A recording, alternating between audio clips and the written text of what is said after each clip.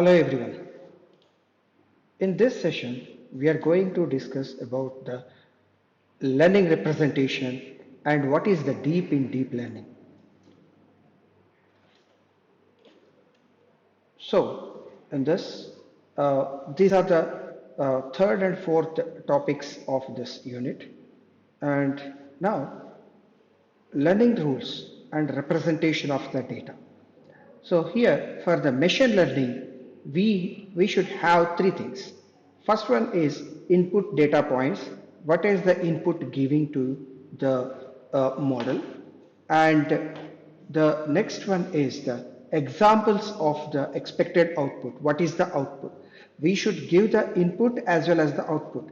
In the traditional programming, we have to give the input and the process or algorithm so that it will give you the output.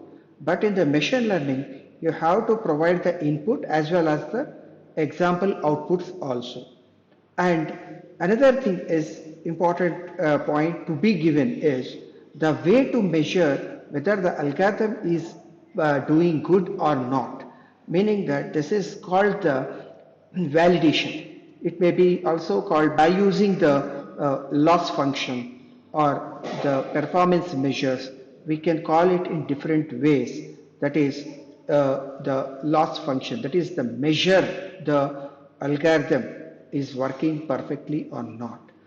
And the machine learning model, it transforms the given input data into the output based on the learning, meaning that in between, based on the given input, it will process something and it will estimate the output, so that it has to, we can say that it is the mapping between the input and the output. The process inside the process is doing the mapping between the given input and the output. So that is called the learning, meaning that for this input, what is the output? So we have to give that mapping. That is called the learning phase here. And to learn the useful representation of the input, the representations that get closer to the expected output, meaning that while the learning process is going on, then the output is very close. Expected output is that should be coming close to the actual output, whatever you have given. And the representation of the data, that can be in different ways.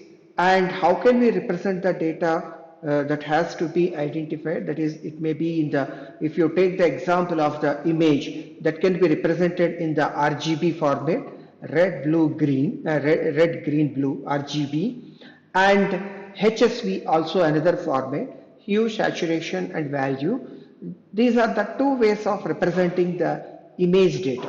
So in this, you can represent, with these representations, you can analyze. If it is represented in the RGB, you can analyze with the red pixels, green pixels and blue pixels. And if you are representing with the HSV format, hue, saturation and the value, based on that you can analyze and you can predict the output. And while the learning is going on, it can improve the output. Expected output can be improved and it will get closer to the original output. And now in the representation of the data, you can see that here I am taking the two variables of the inputs, that is x and y. I am taking the values of x on the x-axis, values of y on the y-axis. So in that, we are having the two categories of the data points. One is the white circles and the second one is the black circles or bubbles. So in this, if you want to classify these two categories, one is from the, how can we classify these two?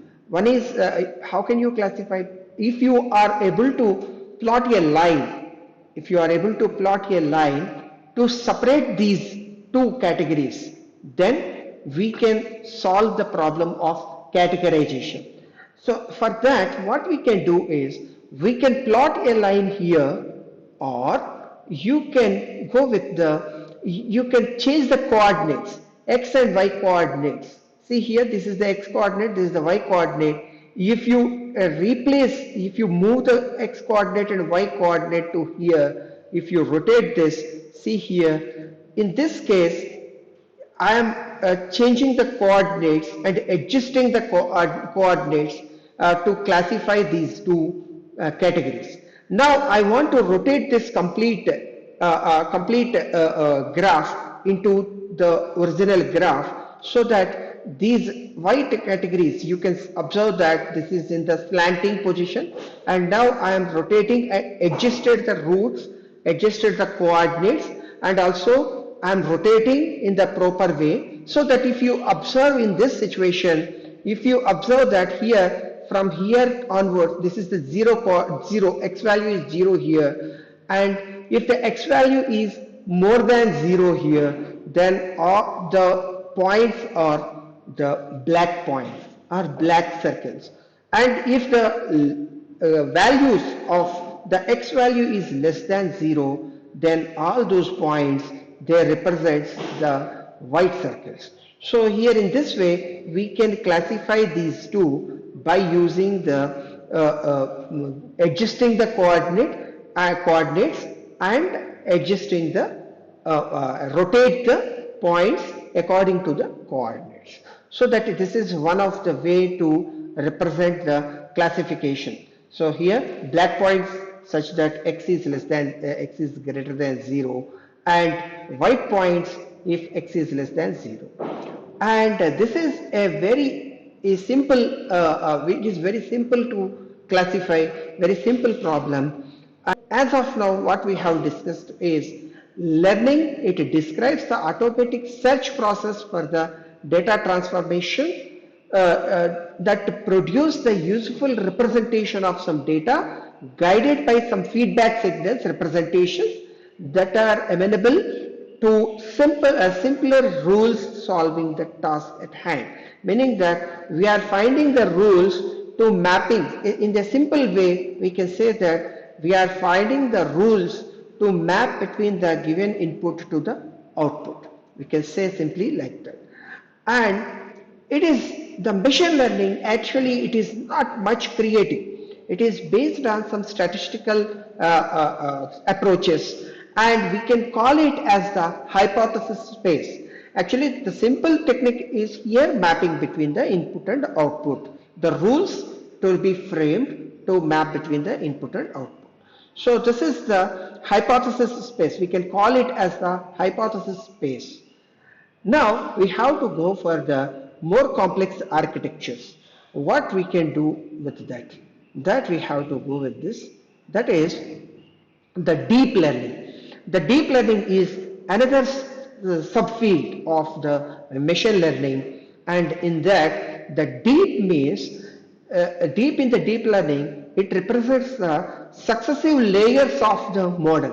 Whatever you are designing the model in the previous techniques, that is in the machine learning techniques, that will be arranged in the layered architecture. In each layer, we will have some unit of data, some unit of the model, and we can arrange them in the different layers. So they are called the successive layers of the representations. We can represent the model in the different layers.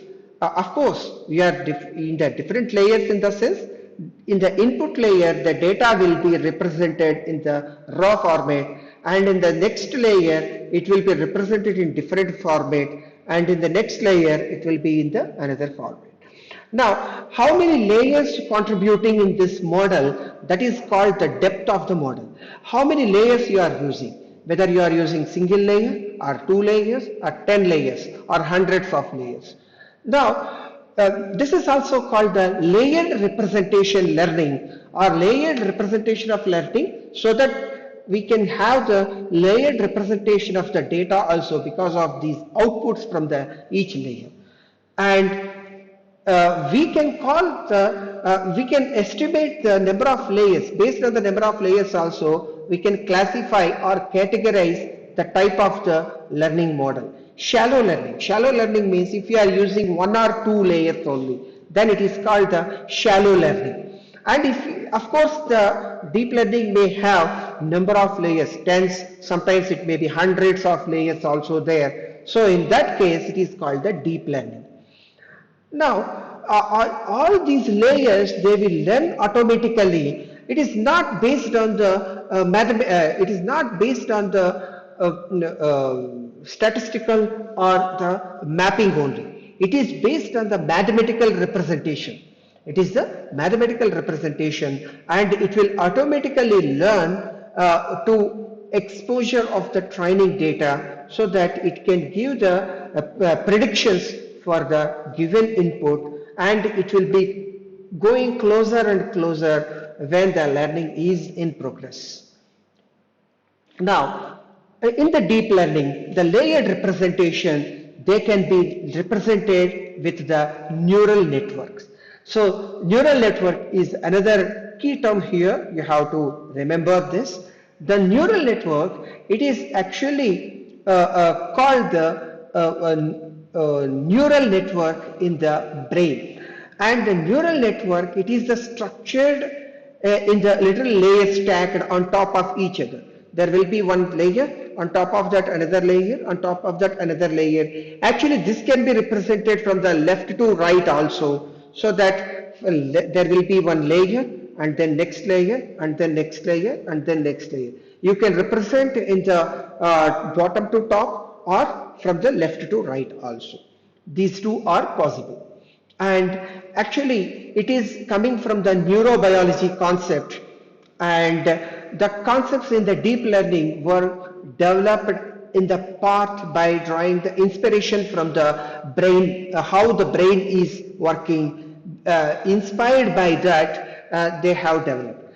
But there is no evidence that the brain is working in the similar fashion.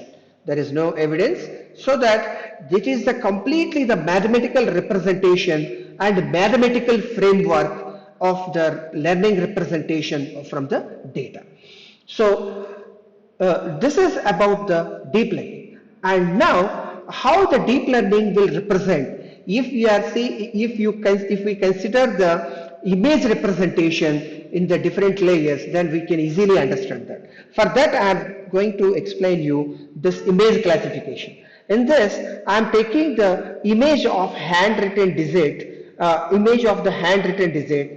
Here, for let us say, for example, 4, and I am giving this to the first layer. In this layer, there may be number of units, and it will be filtered some features, and it will create some features, and also it will produce some output. That output will be given as the input to the next layer, and that output will be given as the input to the third layer, and so on.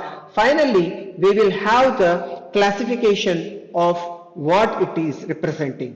This is representing what? Finally, I want to get that it is the 4, digit 4. So I want to convert the given image into the representation of the digit 4. Now, if you observe that here, in the first layer, it is creating the features like this. The 4, the given image is represented like this. It may be the horizontal edges or vertical edges or diagonal edges. It may get different edges can be identified. So those edges are given, those features are given to the next layer. Again, it is identifying some other edges, and then again it is giving to the another layer. Finally, we are getting the final output by using some softmax layer, so that we are getting the digit. So the deep neural network, it is the multi-stage information distillation, and the information will be filtered in the various levels, and finally we will get the final output. So the deep learning, technically, it is a multi-stage way to learn data representation. So in this session, we discussed about the machine learning to deep learning concept. So this is what I wanted to discuss in this session. Thank you.